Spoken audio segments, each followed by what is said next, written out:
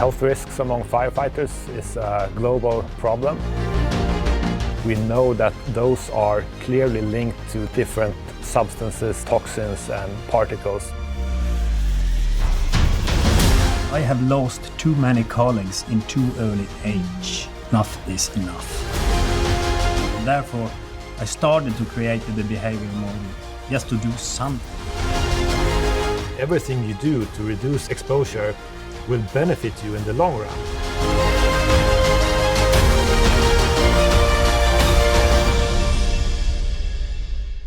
A very warm welcome from our side. My name is Annalisa and today we are going to talk about healthy firefighters. Therefore, I would like to introduce our two experts from Sweden. To my near left, I would like to introduce Stefan Magnusson. Thank you. Welcome, Stefan. Thank nice you. to have you here. And then I would like to introduce David Holtman as well. David, you are a fire protection engineer, and Stefan, you are basically the creator of the Zdravlje model. Yes. Nice to have you here. Thank you for having us. Thank you for having Why us. is it so important to talk about post-fire health risks and the topic of healthy firefighting as well? Well, so health risks among firefighters is a global problem. And there's a lot of knowledge, research that has determined the firefighting profession and the correlation to different kinds of diseases and illnesses. Well, there are crystal clear risks by research, and nowadays the World Health Organization also have decided that. And the most obvious risk is different cancer diseases in where firefighters are overrepresented. But we have also seen, which is a big concern, that we can have fertility disturbing actions. And by that said, the cancer diseases will have a very long latency. It takes very long time to develop a cancer disease. In the other end, we have fertility disturbing who can go very quickly. Yeah, there are also respiratory problems. And just to add to what Stefan said there, when we're talking about, definitely when we're talking about carcinogenic problems and fertility disorders, we know that those are clearly linked to the exposure of different substances and toxins and particles that we find in normal, quote-unquote, fire smoke. So there are quite a few different types of illnesses and diseases, but mainly as cancer diseases are potentially the most lethal, we tend to focus more on those. Okay. And in the research world, there is a word who is calling SMO, three letter SMO. It's a shortcut of a very complicated word, but they use that word to compare populations against each other. Short example, when you start as a firefighter, you have 0.7 SMO Okay. in risk of getting certain cancer diseases. A normal population have 1.0 to get the same diseases. Yes. After 5 years as a firefighter, you have 2.0. And that's research. That's ice cold numbers.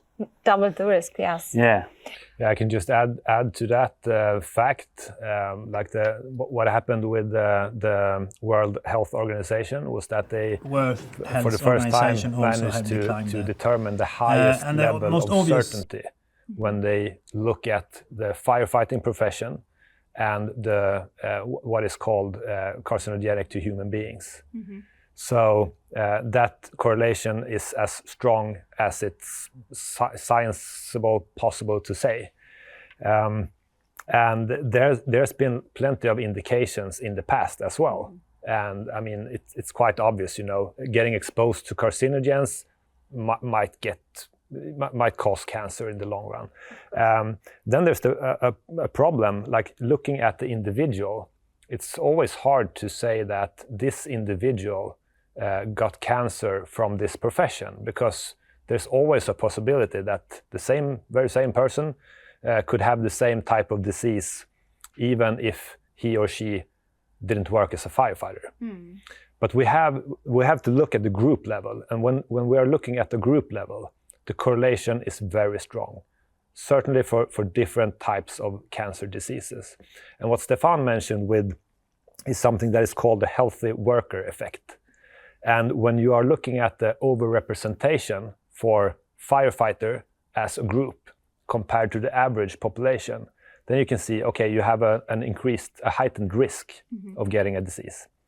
But that actually camouflages the healthy worker effect. Just like Stefan said, because as a firefighter, you don't start from zero. You don't start from better health than the average population. There are fewer smokers among the firefighters. They have a more healthy lifestyle. They have a more healthy lifestyle. They eat more healthy. Not only when they start as a firefighter, not only when they start as a firefighter, but throughout their entire career. Which means that the actual effect that you can expect from the firefighting profession is more, much higher, than the overrepresentation, which is in and of itself is bad enough. In and of itself, but the actual effect from the exposure you get at work, from the exposure you get at work, is worse. As a firefighter, is worse. So let me summarize. There is a correlation, and the correlation is strong. Correct. What we know is that there are several types of hazardous substances entering the body. What kind of ways are there hazardous substances can enter the body? Stefan?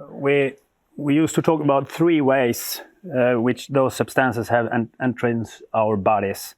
And the first is, of course, when we are breathing, to take it into our lungs and transport it out in the body. And then we have ingestion. Short way to say we eat it, but it's not that easy. But that's the other way. And the third way is, and the biggest way is, and the dangerous way is, if you ask me, is the skin. The skin is the body's biggest organ, and it's like a sponge. So a human being have big issues when that human being is in a bad environment. Even if we have breathing apparatus, and even if we don't eat something at that point, so we still have a skin. Well, if I can add to like a segue to this question and the previous one, like even if you are protected with personal protective equipment, I mean that's very important. You can't be reckless when you are fighting fires. You need to use the PPE properly, and that's the best protection you have when you are at the scene. But it's also a bit sneaky if you think about the turnout gear, the jacket and pants that the firefighters are using. When you are using it and when you stay on air with the air pack on the back, you tend to feel almost invincible. Right? You feel like almost a knight in armor, like a Superman. Yeah. And you can perform tasks that would kill you if you didn't have that PPE. For sure. However, the turnout gear is mainly designed for protecting the body from heat, not from the 50,000 different chemical compounds in the smoke. Yeah. So in that sense, it's a bit treacherous because we know that there are many particles and substances and chemical compounds that can penetrate the turnout gear right through it. So even if you have the perception that right now I'm safe because I'm protected and I'm wearing the PPE, as you should, you are still exposed. And what's even worse is that your skin is protectable in certain levels, if it's a cold skin or if it's a hot skin. And when you're fighting a fire and when you have your PPE clothes on, your skin is always hot because it's impossible to not sweat. And that means that your skin is wide open. Yeah. And second aspect of that is that if your PPE is taking up a lot of poison from the environment around you, when you are stop fighting that fire and should return to your home station, if you don't get rid of those clothes as fast as possible, the clothes is feeding your body with poison. Every minute is passing is feeding your skin with poison. So it's very important to have routines to get rid of that. And another layer of that, I mean, we're talking now about the times when you are exposed, like immediately. Big fires, small fires, training. But if you add another layer to that, I mean, if you think about it, the time that a professional firefighter spends at the fire station or in the vehicle, eating at the station, sleeping, training, working out, everything. If you don't have a proper system for cleaning the PPE, for instance, you will spend a lot of time in spaces and handling equipment that isn't decontaminated. So all those occasions, they all together add up to a much larger dose than those few occasions with high concentration of exposure. For an example, if this is a PPE breathing apparatus, you know that if that has been on a scene and are contaminated, you should wear gloves and so on, not touching it. Yeah. And you do so. You have gloves and you put it in a washing or dishing machine. But what you could forget is where it just was. True. That's a contaminated surface. And those surfaces are everywhere inside a fire station if you don't look up. And therefore the routines are so very important to get rid of that risk. Because if you put contaminated things here and there and everywhere, you will touch it all the time. And everything you touch on, you put into your own skin in different ways. So routines are the most important thing. I can imagine. And therefore, but for many more examples, you created a protection model. May you explain this model for us? Yeah, the model was actually born because I have lost too many colleagues in too early age. So when I was on the funeral of my fourth colleague in a couple of years, who have died in diseases that the same as the other or similar, kind of similar as the other three, I took my foot and put it on the ground and say that enough is enough. And therefore I started to create the behavior model just to do something, because nobody has done nothing until that point. First of all, the collective model is made because it should be easy to work after. And the first step is, once you are on your work as a firefighter, you should always start your work with clean equipment and clean PPE. And when you get an alert, you get into a clean truck with clean clothes, free from contaminations, and go to head, whatever it is. In this case, it's a fire. You have to instinct that fire, and you do that the way you have been trained and with smartness to not be too much contaminated.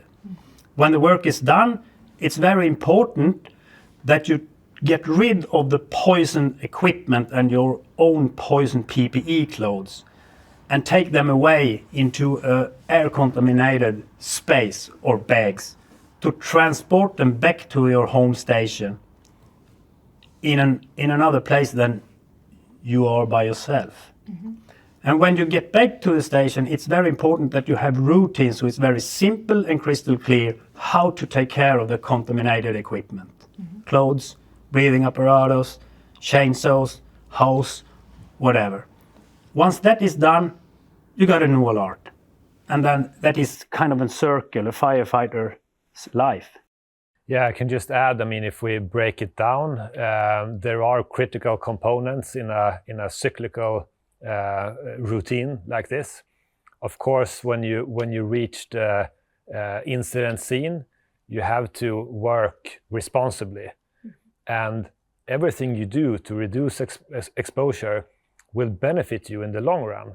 For instance, if you make sure that you never park the vehicle, if possible, in the smoke envelope, that will mean that you will never contaminate the truck. If you aren't able to park upwind or attack the fire upwind with the wind behind your back, I mean, there are usually equipment that you can use. You can take out the fan and push the smoke in front of you so you don't get as contaminated. And then there are the actions that we do to protect the individual at the time. Get out of the bunker gear as fast as possible, take that shower.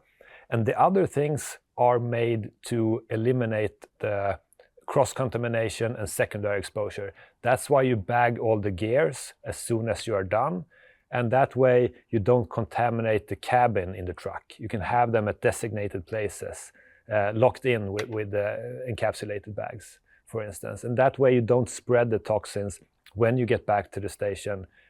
So instead you can decontaminate everything. So it's helpful to look at this model as something cyclical, because it's repeating. It happens again and again. And it doesn't really matter what kind of accident you are responding to. Mm-hmm. The procedure is more or less the same.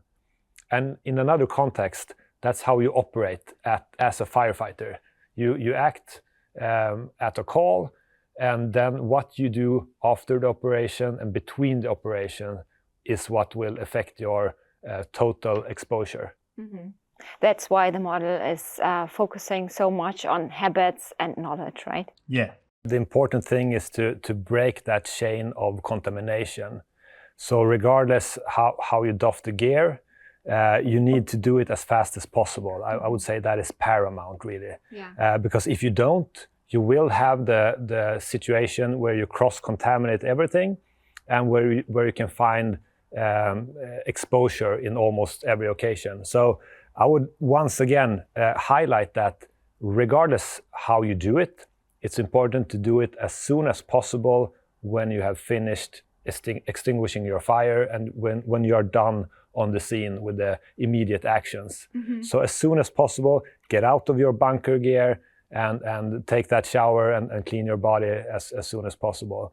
Encapsulate everything that's contaminated so you don't get that cross-contamination, and then you can clean it or decontaminate it in an orderly manner. Mm-hmm. Where you have the possibility to have protection for your airways and for your skin. But the immediate action is to get out of what's contaminated, encapsulate it so it doesn't spread the toxins to other surfaces that you're using. And the next step is, of course, that you need some tools to do this. You need washing machines and dishing machines and so on. So once you have encapsulate the poison things, you can just put them and let them be for a while until you are ready, until you have good light, until you have eaten, until you are not tired, and so on. So you can take care of it in a proper manner. Mm-hmm. You know, so that's always the important thing, to keep the process as simple as possible, because we have seen so many times different complicated solutions that require lots of work. Mm-hmm. And as we have established, the human being is lazy by default. Mm-hmm. And if you have a procedure that is too complicated, you tend not to do it. And I do it next time. Yeah, exactly. Next time. Only this one time. It's not that bad. And especially, I mean, you can find yourself in a situation, in the middle of the night. Mm. Maybe you're tired, you're hungry, you just want to go back home. Mm. It's bad weather, whatever. So the process really needs to be as simple as possible in order for it to actually be carried out. Mm. Smooth. Yeah, it can't be too complicated. Thank you so much, Stefan and David, for traveling over here from Sweden, answering all these important questions, and of course, explaining the Skellefteå model. It was a pleasure having you here. Thank you for having us. It was a pleasure. See you next time. Thank you Bye-bye. So much. Bye. Now we want to have a look at how we can implement the model, and therefore I would like to introduce Simon Vogt. Simon, hi. Nice to have you Welcome. Here. You are the Global Cleaning Product Manager, is that correct? Yeah, that's right. I'm doing this since more than 4 years now at Dräger. I'm taking care of the whole cleaning procedure, machines and detergents to protect our PPE. You're the expert of implementation and implementing the Skellefteå model especially. How is an implementation possible, and especially in terms of the workshop setup, how can we implement the Skellefteå model? Well, if we implement the Skellefteå model, that's pretty simple, because we have to divide the workshop into 2 areas, a clean area and a contamination area. I'm saying simple because if you think about your own situation, if you take a walk, you come back home with your dirty shoes, you don't want them in your living room, you try to get them off, take them off in front of your house if possible. For sure. And saying that, that's why we say, okay, if we separate the workshop in 2 areas, we kind of solve the huge problem to contaminate the clean area. And we have an area where we have to wear PPE to protect ourselves against the toxic substances from the PPE and protect the other area by getting contaminated. Cleaning is basically a huge topic doing your profession. What science aspects have been considered in this term, and what is the issue behind cleaning? When we developed our cleaning procedure, we had the science of Herbert Sinner behind, who implemented the Sinner circle. And this Sinner circle defines 4 parameters to reach a good cleaning result. It doesn't matter what product you try to clean, it's always 4 parameters, and they are balanced to each other. The parameters are temperature, cleaning time, chemicals to add, and mechanic treatment. And with the 4 different parameters, it's not that we can just choose whatever we want. We are addicted to some parts of it. For example, the materials we choose for our PPE are sensitive, so we can't reach the temperature, we can't exceed the temperature to any level we want to. We also can't do a very heavy mechanical treatment on them, so because otherwise we scratch, for example, visors. And so we can play a little bit around with temperature and with time and with chemicals. You already mentioned chemicals. Chemicals are an important part of the cleaning process. What is especially so important about the detergents and especially chemicals as well? Yes, we need a certain kind of detergents and chemicals to get rid of the toxic substances and dirt. But we can't take very aggressive chemicals because we have to be sensitive to our materials. That helps to protect our lives, of course, such as breathing membranes and stuff. So that's why we, Dräger took a huge project 3 or 4 years ago to define the perfect detergents suited to our materials. So many science behind that as well. Yeah, it is. Machinery cleaning becomes more and more common in the business. Why is this so? Yeah, I think nobody else does manual dishwashing at home, so it's also an improvement in the firefighting market that we use mechanical cleaning. And with the mechanical cleaning, we can also automate some of these parameters from the Sinner circle. For example, the time and the temperature and the detergent dosage is already done. So we can only focus on the mechanical treatment, which is also done in the machine, but it helps to have an automatic process, so nothing can go wrong. That's one of the biggest advantages. And of course, it goes faster, and it's more controlled. So huge advantages of machinery cleaning, and as we already have heard, human beings are in general lazy, which is one more argument for machinery cleaning. It's also something for the Skellefteå model, because if there's something to do which you don't want to do, it maybe it's like a nasty thing and you say, maybe I do it later, I do it maybe not today, not tomorrow, or I don't want to do it at all. So also machine cleaning helps to implement the cleaning process and to get this nasty thing done. Yeah, no argument to do it later anymore. Do different machines for cleaning of PPE exist, and are different types of machinery important? Yes, there are different machinery types in the market. Since Dräger is doing this since more than 20 years, we started with normal washing machines, putting our full-face masks into the washing bags and then in the washing machine. But this is not really effective any longer because it takes a lot of time and you need to always to have a huge amount in the machine to be compact.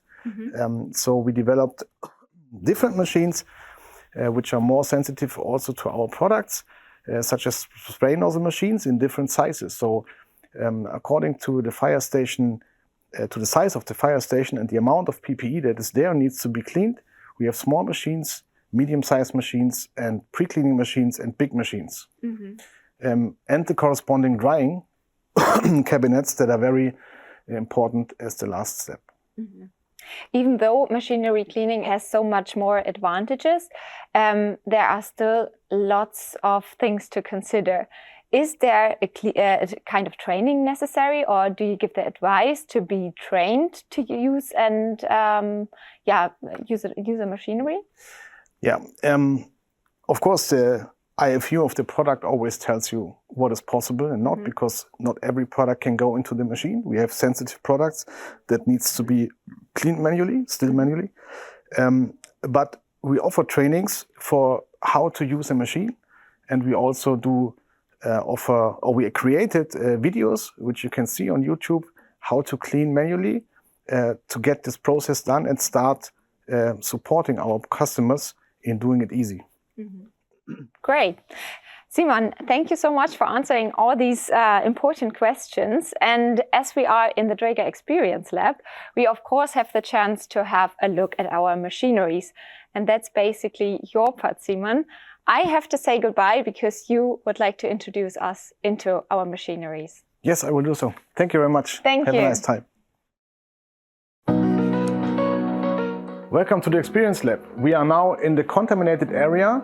The goods are delivered in bags or trolleys and will be separated here by the workshop technician. He scans it into the workshop management system and defines the next steps for the cleaning procedure.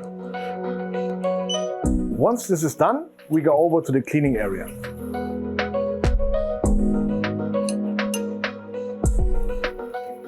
At this table, the goods gets prepared for the individual cleaning process Dräger defined for each product. First, we show you the cleaning area where the manual cleaning and pre-cleaning takes place. For the cleaning solutions, we have different detergents defined for each product. For some products, it's sufficient to use our special wipes. Now we move over to the machine cleaning area and explain you the machine process. For the best cleaning result, we recommend to disassemble the cylinder from the SCBA backplate. The reason is clear: we can reach the whole area of the SCBA. To avoid water getting into the pneumatic system, we have to pressurize the system. The machines are equipped with different cleaning cycles depending on the grade of contamination and can easily be chosen by pushing the buttons. After the cleaning process is done, we now move over to the clean area and show you the drying process. Drying is the last and important step of the cleaning procedure. Drying in a drying cabinet helps to increase the drying process by keeping its parameters which Dräger defines for each product. At Dräger, we focus on the safety of our customers. That's why we take care for cleaning in the very first beginning of the product development. Our cleaning process is tailored to our products. That means we have chosen the right detergents, the right machines and the right procedures to have the longest possible lifetime for our products and your safety.